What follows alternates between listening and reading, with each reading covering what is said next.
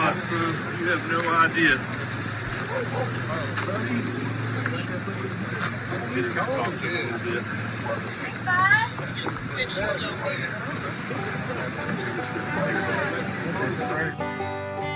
In this video, we're going to consider the fact that children sometimes do just wander away.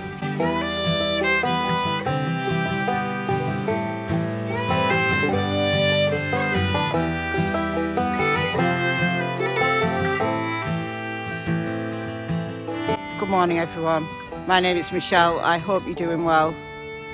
And despite the spectacular sky this morning, look at those clouds. It is quite windy, so I'm heading to a location where we're a little bit shielded.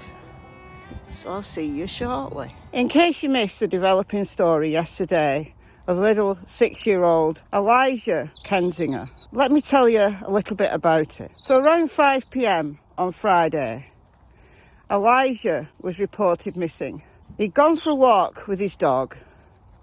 The dog returned soaking wet without him. Little Elijah lives with his father. His father and mother are no longer together. At the time of his disappearance, he was under the care of his grandmother. He lives in Tillington Plains, which is not far out of Knoxville. Tillington Plains has got very few people in it. It's very, very rural.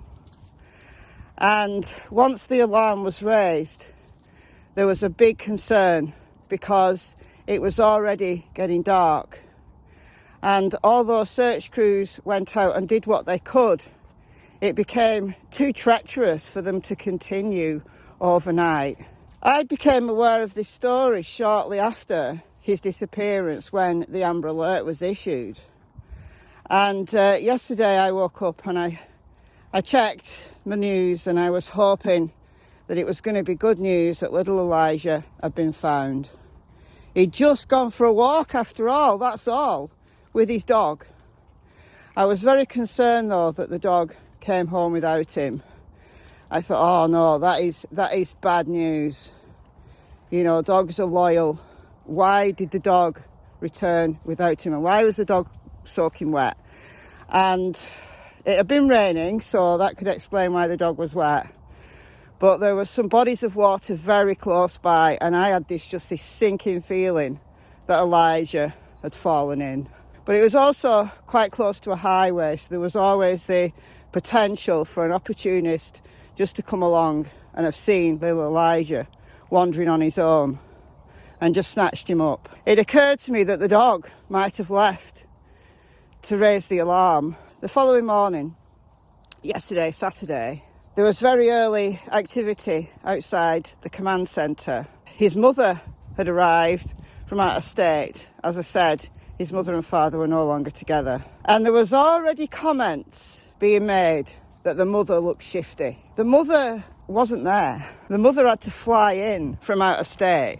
There was already conspiracy theories developing. You know, a 6-year-old boy, cute little boy, Caucasian, within an hour of Summerwell's home. And I thought, oh no, here we go. If that little boy isn't found, we are going to be in for one hell of a bumpy ride with the conspiracy theorists. However, he was found. He was cold. He'd been out all night, but he was safe. His mother's interview, she said, I hope he's in the forest. We're used to being out and about. We're used to being outside. We're outdoors people. I think Elijah just wandered that little bit further than he'd ever done before. And he got lost in the woods. But it's a happy ending. A very happy ending. But not so, obviously, for little Summer Wells, who lives in a very similar rural area, treacherous terrain, incredibly difficult for search crews to work through. There are so many people who say that children as young as 5 do not wander away. Dawn and Candice, Summerwell's parents, have consistently said Summer would not wander off the top of their hill. But There's a lot of over-explaining been going on there. A lot of over-explaining, as I've talked about in previous videos. Why did Donald Wells say that being outside was Summer's downfall? She lived in a rural area on an 11-acre property. Why was it her downfall to be outside? What does that mean? When he arrived home after he got the call that Summer was missing, why did he go down to the creek first and foremost without even going to the house first? Why did Candice send the boys down to the creek? Is it because that's the place where they knew Summer went? I think so. But why did they lie? This is the thing. Because Elijah, Kenzinger's family, didn't have to lie. He went for a walk in the woods. It's perfectly acceptable for a kid to go and play. You don't have to have eyes on your child 24/7. They can go out and play, right? But, you know, sometimes kids do unpredictable things and they wander that little bit farther. You know, they feel grown up, they feel confident, and unfortunately, bad things can happen. For Elijah, it was a happy ending, but for Summer, it hasn't been. So what's so different about Summer Wells' story? Something really unfortunate befell her. She, you know, there's footprints being found high on a ridge, very close to her home, but high up on a ridge. And, you know, people have said she couldn't possibly get up there on her own. I think so too. I think so too. But if Summer had been used to climbing, she'd been used to wandering about in those woods, who knows what she was capable of? Who knows? Because who had eyes on her 24/7? Nobody would be expected to have eyes on the kid 24/7 if they wanted to go out and play outside. What's wrong with that? Her mother tells us that she was only missing 2 minutes. I find that ridiculous. I find that script very hard to believe. But it's totally believable. If she'd been missing an hour and a half, or 2 hours, it's perfectly believable that Summer might have just wandered a little bit further than she ever did before. Her brothers, aged 12, 11 and 9 at the time Summer disappeared, were taken into CPS care a few weeks after Summer's disappearance. Donald told J for Justice that he'd flipped. Those were these words. He flipped. He flipped out. He started drinking and the boys were no longer safe. He tried to say to some YouTubers that it was because of the internet. Now, maybe there were some unsafe things going on. The rumours out there that the CPS were about to come and take the children, and perhaps Don and Candice have been tipped off about it. I don't know. There's no confirmation of that. If the CPS are coming just to take your kids, I'm not sure they give you an appointment. However, they could be coming doing a home check that was, you know, that had an appointment. So perhaps there's that. But there have been reports to the CPS numerous times because that home was unsafe. You know, in the early days, there was, well, the Wells are living in poverty. The Wells, you know, we've got to cut them some slack. They're not living in poverty. They do have money. They just don't spend it wisely because they spend it on alcohol, drugs, a nice car that allegedly they're paying $600 a month for. So I propose to you that Candice lied, that Candice could not tell the truth. Maybe she just fell asleep. Maybe she was taking drugs. Maybe she was drunk.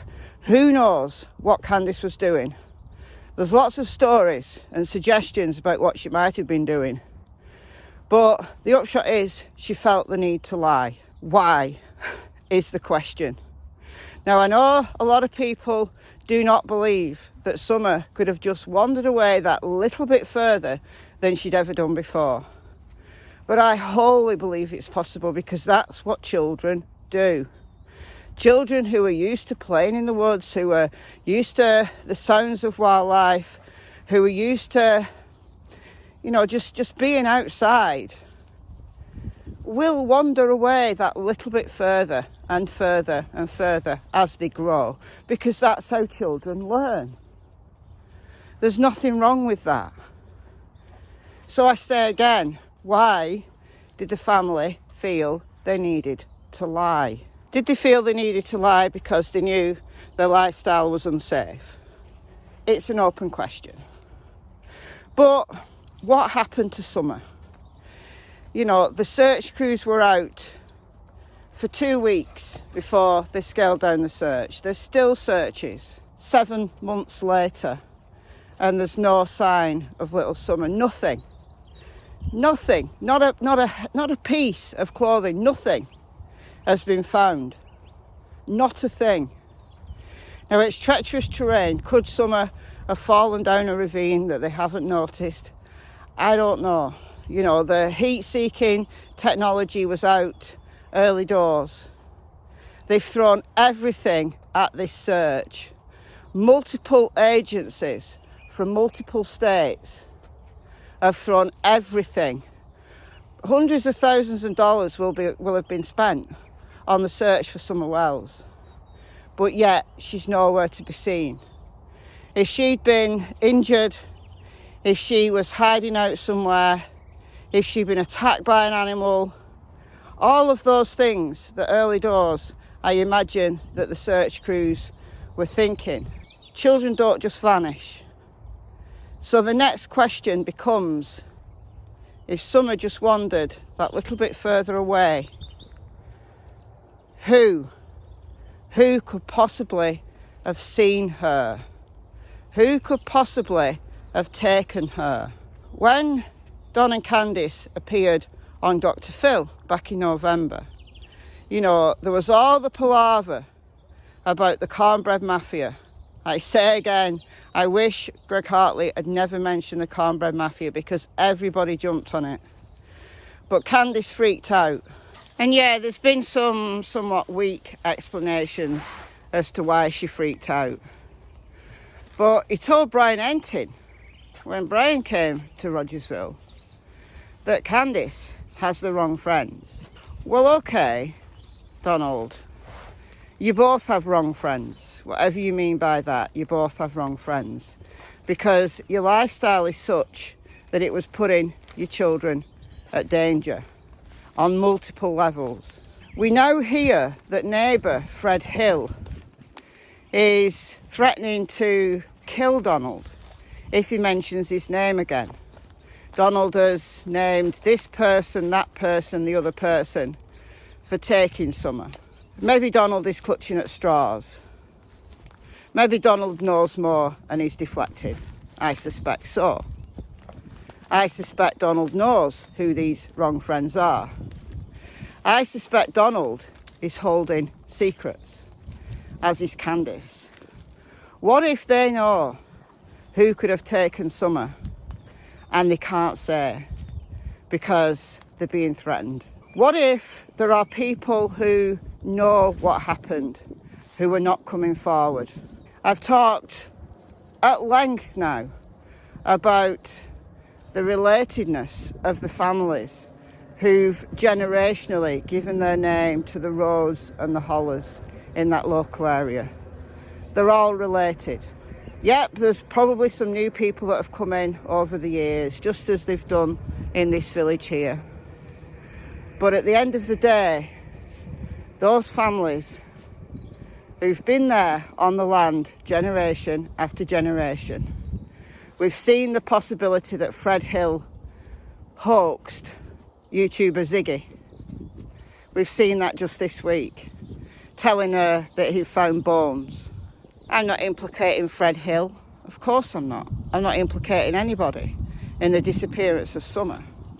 I'm just saying that the attention that this case has brought to Beech Creek, to that community, is not welcomed. So if somebody knows something, if somebody in that local area who had that local knowledge to get Summer away very, very quickly, take her up onto the ridge and just disappear into the mountain. Someone local, either living there or visiting there. I believe, it's my number one theory now, that Summer just disappeared that bit further, not very far, just that bit further than she'd ever done before. I put it to you that Candice had no idea that Summer was missing until 6 p.m. or thereabouts, when they started looking for her. The timeline doesn't make sense unless you factor in the possibility that Summer was gone a lot longer than Candice would have us believe. So I put it to you that in that just wandering just that little bit further, someone local, someone known to the Wells, took Summer. Someone, you're stuck now, aren't you? You're stuck.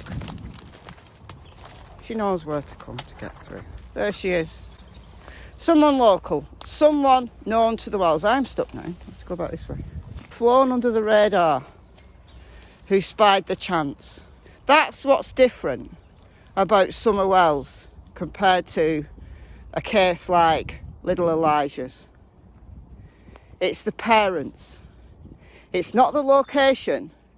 It's not the fact that a child wanders away. That's not the issue here. A child growing up in a rural environment is going to love wandering, exploring, playing in those woods. In Elijah's case, it all worked out well. There's an element of luck there, obviously. I put it to you that if someone, that local person with local knowledge, known to the Wells, one of the wrong friends, shall we say, I believe it wasn't Summer going playing outside that was her downfall. Her downfall, unfortunately, was that someone in the local area, known to her parents, who knew the lifestyle of her parents, that's the downfall. I'm going to explore this line of thinking in more detail in upcoming videos. We've already set all the groundwork out for this now to continue looking at who could have done this. It's goodbye from me. It's goodbye from Miss Tillington and Miss Cassie Springer. Bye, guys.